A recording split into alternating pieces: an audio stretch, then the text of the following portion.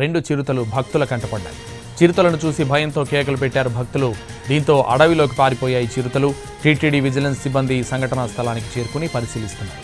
చిరుత జాడలను గుర్తించేందుకు ఫారెస్ట్ సిబ్బంది కూడా రంగంలోకి దిగారు. చిరుతలు తిరుగుతుండటంతో భక్తులను గుంపులుగా పంపుతున్నారు టీటీడీ సిబ్బంది.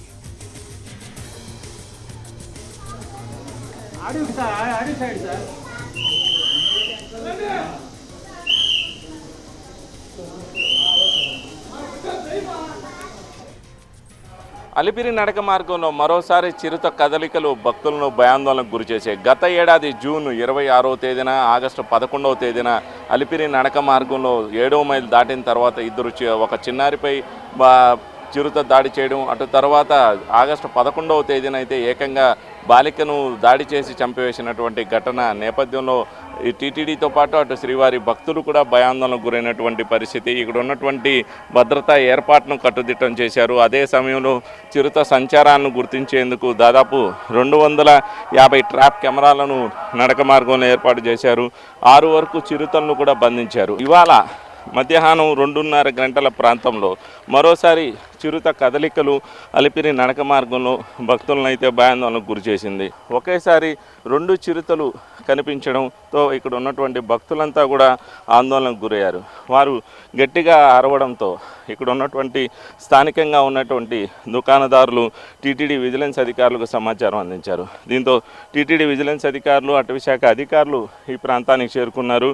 ఇక్కడ చిరుతకు సంబంధించినటువంటి ఆనవాళ్లు కూడా గుర్తించినట్లు సమాచారం అందుతుంది.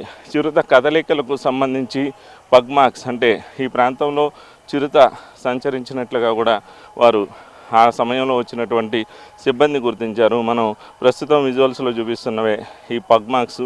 ఇవి చిరుతకు సంబంధించి కదలికలకు సంబంధించినటువంటి ఆనవాళ్ళు. 2 చిరుతలు ఈ ప్రాంతంలో సంచరించినట్లుగా కూడా భక్తులైతే తెలపడం జరిగింది. చిరుత ఇవాళ తిరిగి నడక మార్గం వైపు రావడానికి ప్రధాన కారణం ఇక్కడ ఉన్నటువంటి సిబ్బంది నిర్లక్ష్యం అని చెప్పుకోవచ్చు.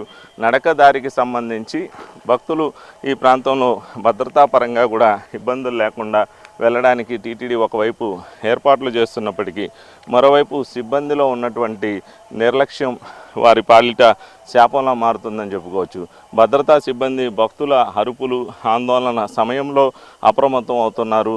మరో సమయంలో వారెవరూ కూడా పూర్తి స్థాయిలో భద్రతా ఏర్పాట్లను పర్యవేక్షించట్లేదు అనడానికి ఇవాల్టి రోజు జరిగినటువంటి ఘటన ఒక చిన్న ఉదాహరణగా చెప్పుకోవచ్చు. ఇక్కడ ఉన్నటువంటి గేటుకు తాళం వేసింటే మాత్రం చిరుతలు భక్తులు సంచరించే ప్రాంతానికి వచ్చే అవకాశం అయితే ఉండేది కాదని చెప్పి కూడా మనం భావించవచ్చు. ఇది ప్రస్తుతం నడక మార్గంలో చిరుత సంచారం కారణంగా జరుగుతున్నటువంటి తాజా పరిణామాలు. కెమెరా